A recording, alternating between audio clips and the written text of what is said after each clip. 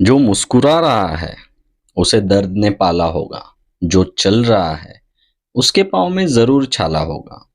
बिना संघर्ष के इंसान चमक नहीं सकता। जो जलेगा उसी दिए में उजाला होगा। संघर्ष से क्यों बचे? संघर्ष ही तो जीवन है, आत्मा है। जितना कठिन संघर्ष होगा उतनी ही शानदार जीत होगी। चलो बात करते हैं। एक बार एक किसान भगवान से बहुत ही नाराज हो गया। किसान बहुत मेहनती था। बहुत मेहनत से खेतों में अनाज उगाता था, उसकी देखभाल करता था। पर अक्सर उसकी फसल खराब हो जाती थी। कभी सूखा पड़ जाता था, कभी बाढ़ आ जाती थी, कभी तेज धूप, आंधी, कोई ना कोई कारण बन ही जाता था कि उसकी फसल खराब हो जाए। एक दिन किसान गुस्से में आसमान की तरफ देखकर भगवान से कहा, हे ईश्वर, आप तो सर्वज्ञानी हैं। लोग मानते हैं कि आप सब जानते हैं।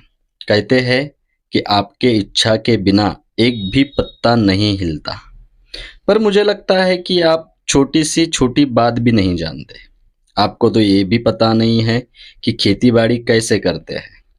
अगर आप जानते होते तो हर समय जो बाढ़, आंधी और तूफान आते हैं वो कभी नहीं आते। आप जानते हैं कितना नुकसान उठाना पड़ता है हम किसानों को। यदि आप मेरे हाथ में यह शक्ति दे दे कि जैसा मैं चाहूँ वैसा मैं मौसम कर दूं, फिर देखना मैं अन्न के भंडार लगा दूंगा। भगवान हंस पड़े और हंसकर उसकी बातें सुन रहे थे और वहां पे प्रकट हो गए। और भगवान ने किसान के सामने एक बात बोल दी कि तुझे मैं आज से ये शक्ति देता हूँ कि तुम अपने खेतों पर तुम्हारी जैसी इच्छा हो तुम वैसा मौसम कर दोगे।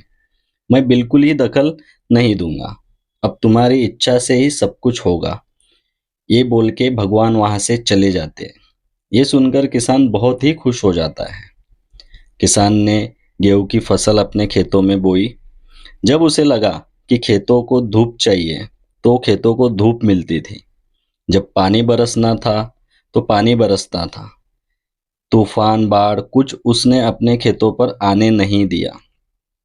किसान खेत में ऐसी फसल जैसी फसल कभी नहीं हुई, ऐसी फसल किसान के पास आ गई।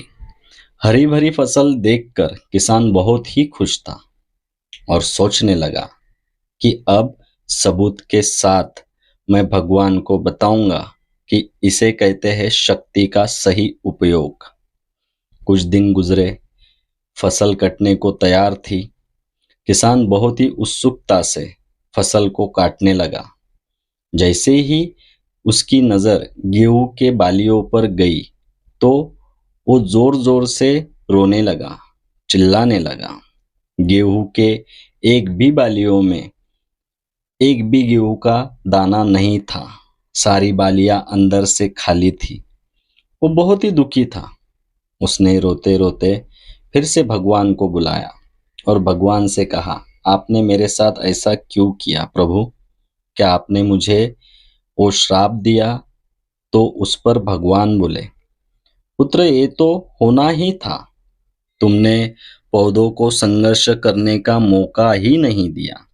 ना तो तुमने पौधों को संघर्ष करने का मौका दिया, ना तो तुमने उन्हें आंधियों से सूझने दिया, ना तेज बारिश से सहने दिया और ना ही धूप में तपने दिया।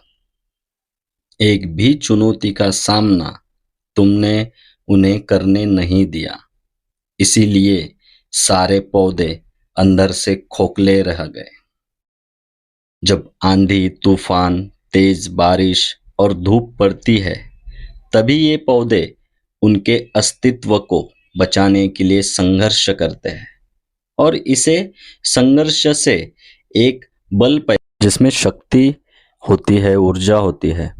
और यही ऊर्जा पूर्ति तेरे गेहूं के दानों की तरह जो नहीं फूटी।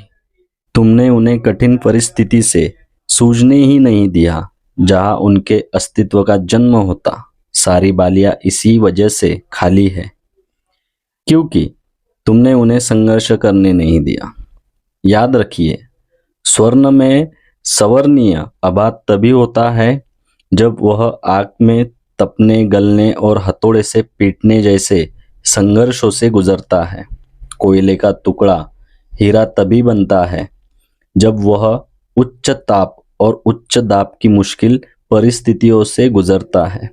इसी तरीके से यदि हमारी जिंदगी में कोई संघर्ष ही ना हो, कोई चुनौती ही ना हो, तो हम भी गेहूं की बालियों की तरह खोखले रह जाएंगे, कोई अस्तित्व ही नहीं रहेगा।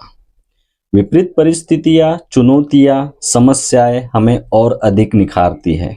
यदि जीवन में कठिन परिस्थितियां आए तो कभी भी घबराना मत, बल्कि सामना करना, विश्वास करना कि आप और अधिक निखर जाओगे और अधिक मजबूत बन जाओगे।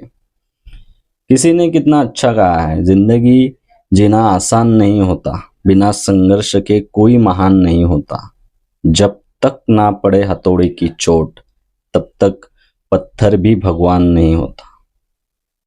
चलो दोस्तों, ऐसे ही अच्छी अच्छी कहानियां मैं लेकर आऊंगा और ऐसे ही लाइक कीजिए और सब्सक्राइब कीजिए। जय हिंद, जय महाराष्ट्र।